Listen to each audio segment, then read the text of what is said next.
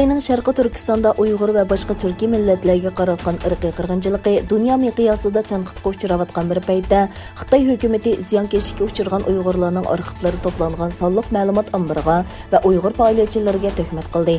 Xitoy Tashqi ishlar ministrligi o'tkazgan axborot e'lon qilish yig'inida atalmish Şinjan Uyg'ur avtonom rayonlik axborot ishxonasining bayonotchisi Avstraliya strategiyalik siyosat markazi qurgan atalmish Şinjan sonliq ma'lumot qurilishi Jina Bunin qatorliqlar qurgan Shohid Bistori va Dunyo Uyg'ur qurultiyi qurib chiqqan Uyg'ur adliya arxiv ombiri qatorliqlarni inkor qilgan.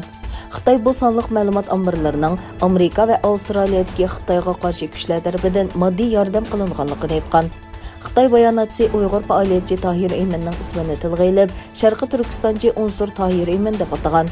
Bayonotchi yana Uyg'ur faoliyatchilaridan Baxtiyor Ömer, Fatima Abdulg'afur qatorliqlarni tilga olgan. Uyg'ur faoliyatchi Tahir Emin bu vaqtda bu adliya arxivlarining xizmatlarining unumli bo'layotganligining bir isboti ekanligini aytdi.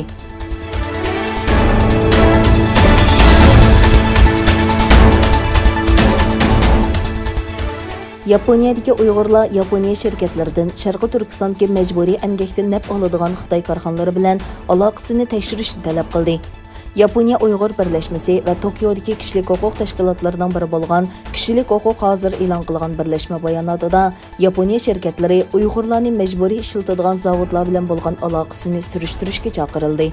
Ular bu yozma talabning Yaponiya elektron shirkati Sony va Toshiba qatorliq 14 Yaponiya shirkatiga avatilganligini e'lon qildi.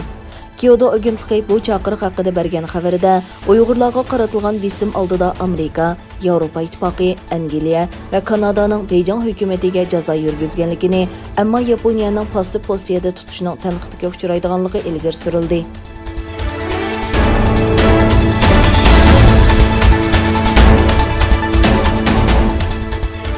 Avstraliya Tashqi ishlar ministri Maris Payne Xitoyning Uyg'urlarga qaratgan sistemalik bisim va qiynash haqidagi ayblashlar haqida ishonchli dalillarning borligini o'tirg'a qo'ydi.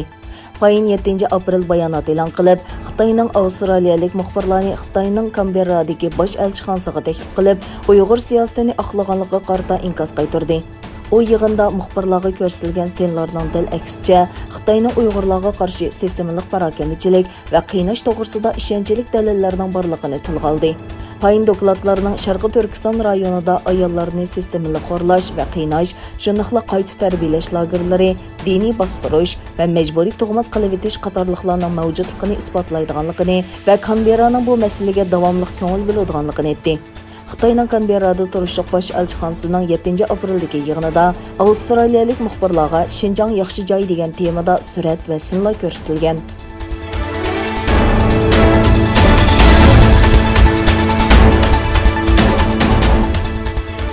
Xitoy Tashqi ishlar ministrligi Amerikaning 7 Xitoy shirkatini qora tizimga kirgizganligi haqida bayonot e'lon qilib, Xitoy taraf qarshi tadbir qo'llanadi dedi. Ministerlikning bayonotchisi Jolijan qarorlik muxbirlarni kutib olishig'ida Washington hukumatining bu shirkatlarni qora tizimga kirgizganligi to'g'risida Amerika o'zining texnika monopolligi, hukmronlik o'rnini qo'g'dash va Xitoyning taraqqiyotini tezginlash uchun yana bir qatim davlat bexatarligi huquqini kengaytib, Xitoy shirkatlariga bisim qildi dedi. Jolijan o'z davlatining Amerikaning pozitsiyasiga qat'iy qarshi turadiganligini bayon qilib, Xitoy taraf zarur tadbirlarni qo'llanadi va Xitoy shirkatlarining huquqiy va manfaatini qat'iy qo'g'daydi dedi. Tönögün Amerika Savdo Ministrligi bayonot e'lon qilib, Shanxay yuqori iqtidorli universal tok yo'li loyihalash markazi, Quyosh yo'li mikroelektroni, Tianjin Fityum uchur texnikasi va 4 shahardagi darajadan tashqari kompyuter markazini qora tizimga kirgizganligini e'lon qilgan edi.